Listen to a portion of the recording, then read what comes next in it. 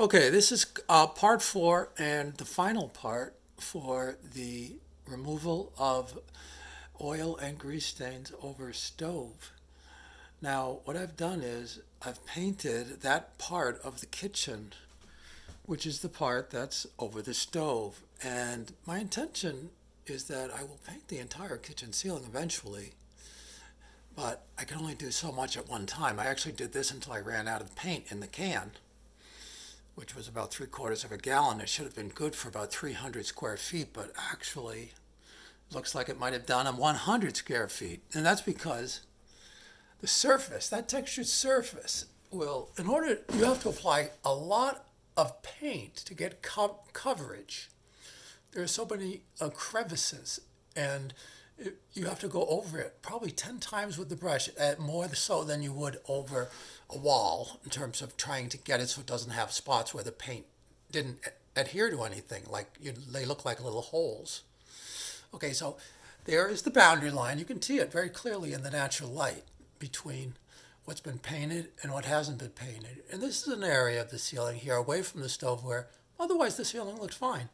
But now it looks much fresher or whiter, and the room will be brighter and probably more attractive. Although, to be honest with you, the ceiling over the area where the stove wasn't, there was no problem with it. It's not that there was a problem. The only place where there was a problem was over the stove. That was unacceptable. But in order to fix that, I really have to paint, I believe, the entire ceiling. Now, here's the area here over the sink where I'd stopped. And here the boundary line is not nearly as nice because I was actually running out of paint in the can. Okay, and when you're applying the very last pieces of paint from a can, it does not come out smooth.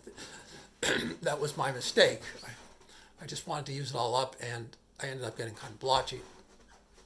That'll probably smooth out if I apply a second coat as I try to cover the rest.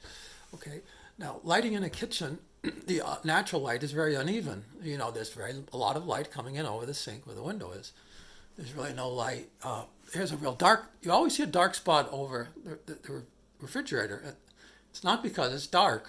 There's just not light reflecting up in there because of a shadowing of the refrigerator to prevent light from, bouncing off the floor or whatever and coming up onto that area. So in the corners, it just naturally gets dark. This, hides all sorts of little imperfections. This whole swirl pattern is designed to hide imperfections in a ceiling that's not perfectly flat, where the paper tape is not done all, perfect on the joint. So I had enough paint basically to go out to this point. So I just stopped it at that point, and you can kind of see here a little bit where that line is. You can see it a lot because the natural light is also falling very close to that line. And it actually seems to be quite dramatized in the video. It doesn't look as prominent, actually, to the eye where that line is, but it looks there. You'll see, without that light coming in, the line is not nearly prominent. You almost have to kind of know where that is to see it. It doesn't really draw your attention to it, but still, the rest of the ceiling needs to be done in order to make this, really freshen this up. It's just that it's a lot of work, but I find that it can be done. Okay, so that's all for this. Thanks.